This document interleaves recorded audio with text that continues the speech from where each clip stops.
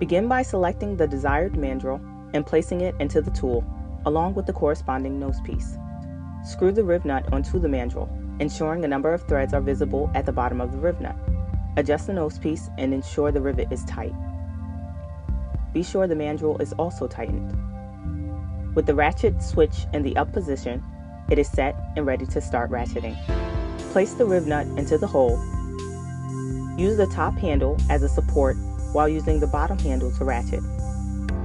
Once at the level required, flick the switch in opposite direction to unlock the position, then simply undo the bolt.